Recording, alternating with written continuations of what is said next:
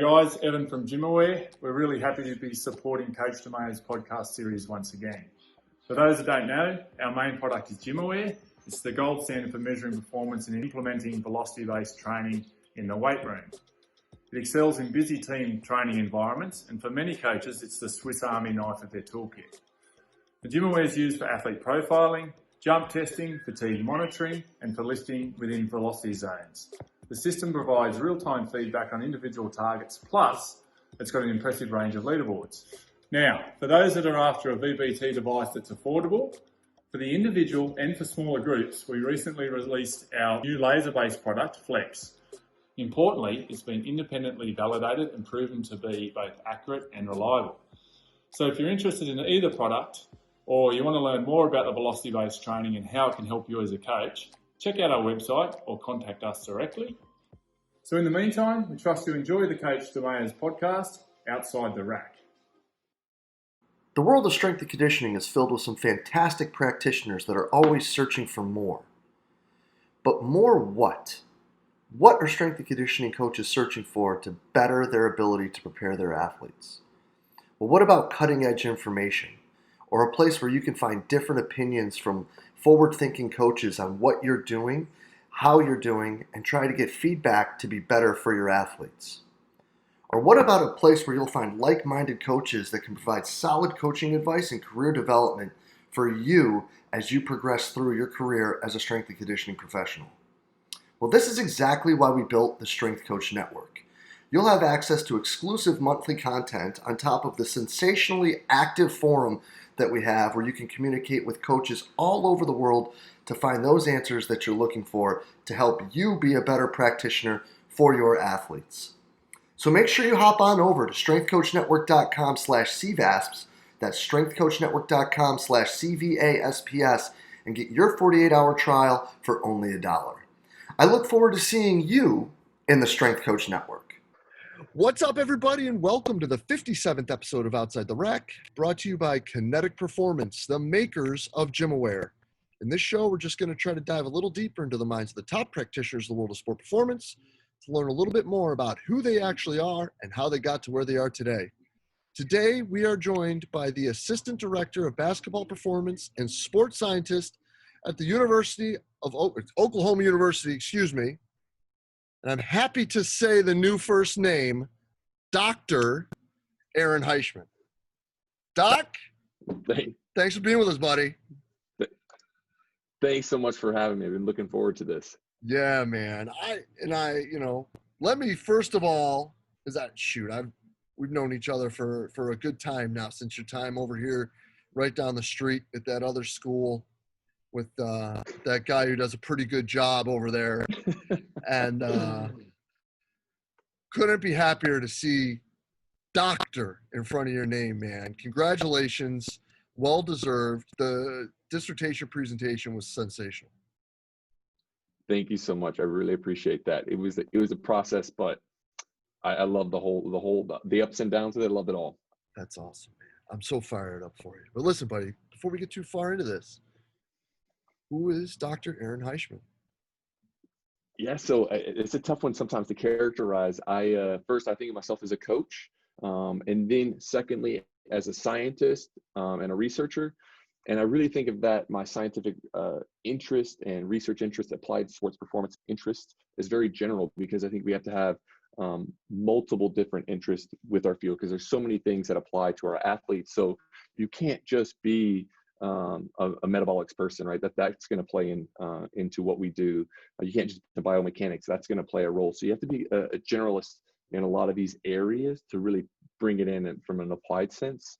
And then finally, I think the final piece that I would kind of characterize myself, or I like to think of myself and I strive to be, is just a committed lifelong learner, and just committed to the learning process. And talking about the PhD process, when I was nearing the end of it, I got so many questions of people asking me, like, what's next? What's next after you finish the PhD?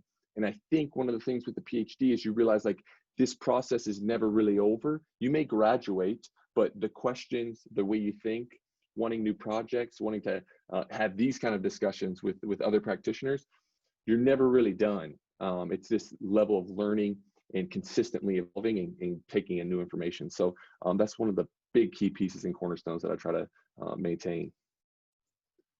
I love it, man. And to be totally honest, like that last one, I wouldn't expect less. I appreciate that. I mean, that's just kind of like, ever since I met you, it's just kind of like how it's been. It's been like, it's never with you and with every time we talk, it's never been a question that leads to an answer. It's always a question that leads to a deeper question. And I think that that's something that I've always admired about you as a practitioner. And I think that that's why this next question is so intriguing to me from you, especially knowing, you know, as a guy who got going under MC and another guy who almost every question leads to a better question. You know, if you wouldn't mind, describe a learning situation that brought about an epiphany in your career. Absolutely. All of these questions, I'll probably have more to add in than just one. So there's three key pieces, and it was my time with MC that kind of revolutionized me. And I look back now and I really see it. It was the first one is my first or second day with him at Virginia. I don't even know if he knows the story or remembers it, but I'm like, he's a pretty intimidating guy. I'm like super nervous to be there, but just happy to be there, right? And at the end, we had ESD that morning. At the end of ESD, he asked me some question about, Aaron, what do you think the preferred substrate utilized during ESD today was? Or something like that. It was some energy system oriented question. And I don't know if I hadn't had physiology in 4 years, probably my freshman and sophomore year in college. I did not expect the question. I was like, I'm not sure. I just like froze, right? So I went home that night, got out my book, reviewed, memorized, learned all the energy system stuff again. Knew it really well. Came back in the next day, and we were like casually chatting as we were like doing prep work. And I was like, I know the energy system stuff today. I know the answer to your question yesterday. He looks at me and he goes, good. Doesn't like crack a smile or anything, you know, he's just like, good. And it just clicked. He's like, he doesn't care that I know the answer. It's like, that's a level of thinking that's like the approach to the process, right? Did I have the same detailed understanding of the training session about meeting the right outcomes? So I think the whole purpose of the question was just, what's your understanding of our approach to the process, and how well are you willing to criticize and evaluate what we're doing for the day, and what depth of knowledge do you have? So that was really, really transformative for me. And so then I was reading and learning stuff, not to know the answer and tell someone to know the answer, which a lot of traditional academics and sometimes college can lead into, but it's like, now I know for the process, right? So now I'm applying things. So that's the first one, really transformative. Another key piece was when I was with MC. I actually got to set in and go to lunch with Rob Hornet when he came to interview. And we went to Panera Bread, and I was jacked to just get invited to things. MC is very inclusive and empowering people. So I got to go to lunch with them, and I didn't say really anything the whole lunch. I just sat and listened. But MC and Rob's conversation was like the most brilliant back and forth I'd ever witnessed. And it like, I was just looking at Rob, like how well read he was and how smart he was. And I'm like, wow, like where's this guy come from? This is awesome. But they're on the same wavelength as MC of just the things they were talking about. And I remember like leaving the conversation, like, whoa, this guy is like really smart. I want to be like that. And then get in the car with MC. I'm like, how old is he? Because then he was like, I want to say like 27, 28 at the time. So I'm like, now they put somebody in my life that, because he ended up getting the job there, that I have somebody that's similar to my age that sets a goal that's like, oh, here's a figure that I could be similar, close to age, and set targets for my development. I'm like, I need to do that. So I need to read way more than I'm currently doing if I'm gonna be able to do that. If I'm gonna get in these conversations, I'm gonna need to spend more time doing this, because that was great. And that's what I want to be a part of. So both of those guys just really influenced me in that way. Big piece. And that's one of the huge pieces that led me to the kind of the PhD process. And then the final one for this question, I hope this isn't too many, but at the end of each session, MC would always ask if you had any questions. And in the beginning, I was super nervous and timid, and I had so many questions I didn't know what to ask necessarily. And I also didn't want to sound that dumb, because he's very detailed with everything. So I just wouldn't ask. And he looks at me and he's like, you have any questions? I said, no, I don't have any questions. He goes, okay, so you know everything? And I'm like, oh, no, I don't. So it's like, there's no dumb question. You need to have that conversation. And if you don't have a question, you're not engaged in the process, right? So that's like, I have a ton of questions now because every conversation I go into, if you don't have a question or bringing a different perspective, there's no need for you to be sitting at the table. Like no one wants that. So yeah, those are my three big pieces. Who else is on that staff too? It was MC. For those that don't know, MC is Mike Curtis, Rob Hornet, and then who was the third person on that staff? Jeremy Anderson was there. He replaced, yes. Rob replaced Jeremy when Jeremy, I think he went, I'm not sure, I can't remember where he took a new job with the men's program, but he was the assistant there and they took a head job with the men's program. But they're all just great people. And it's like, you're kind of like, exactly, like the people I got to be around, I was like so thankful because all of them are so smart. So each day I went in there like trying to raise myself, like I get to get it better so I can like at least hang out with these guys. So it was really impactful. Yeah, man. And Rob's a stud. I love the fact that we get to rap a couple times a year. I don't like watching his team play basketball because they're really good and they usually do awful things to us. But you know, he's got some kids that can hoop out there, man. They're really good. For sure. He just has some studs. He's I stay obviously in close contact with him and he just got studs, honestly. Mm-hmm. Yeah, man. But yeah, no, he's killing it, and of course MC's killing it. It's awesome, man. It's great. But I think that this one is going to be a fun one too, because again, you're an inquisitive dude. So if we knew that Aaron could ask one question and he knows he's going to get the answer, what's that going to be and why? Again, if you know me, like I always have the questions, but I'm going to do this one kind of in two parts. The first, and it's really hitting home with me with the things that are happening in the world right now. But my main question centers around what needs to happen socially, politically, economically to revolutionize and improve the equality in the U.S. experience right now, especially from a variety of the marginalized groups. Why is there established systematic racism? Why are there social injustices in that way? And this one hits home with me lately just because I know and I can see firsthand how much our players are impacted by it. And then I work with mainly women's basketball here, right? So I'm like the furthest from them. So we have Black players, and they're also female, and I'm a white male, right? So I'm like the largest dichotomy from them. So I think understanding that and getting to the bottom of like what would be some real change and real solution to improve the environment and the system over quarantining and with everything happening in the world. This is a great thing about the job. I've got to learn from our players as much as from any other resource of just sitting down and having real conversations about things that I have never experienced and got to understand. And that's a large credit to my athletes being willing to take the time and teach me for a change. So shout out to our players for that because they've been really great and brilliant of just having those real conversations. So that's like my overarching life question that I would like solved. The second piece, the second part, sticking more to strength and conditioning and sports performance, would be associated with injury prediction. And it's often talked, well, you can't predict injuries, but what would be the key factors that you would need to measure that you could maximize your level of prediction? So are we not measuring sensitive enough aspects, or do we need other parameters to kind of give us to increase our predictability? So if you think of predicting an injury as kind of like meteorologists predicting the weather, right? You just have to get as many factors in a large enough data set that you can really start to, you may not pinpoint and absolutely 100% of the time predict, but you can increase your percent chance and your ability to predict. I think that's just the hot topic in all of everything we do, from athletic training, sports medicine to strength and conditioning. Even nutrition probably gets in on that some with nutritional strategies. So that would be my big question that kind of lies around that. Oh man, I can dig that, and touching on the second one first, like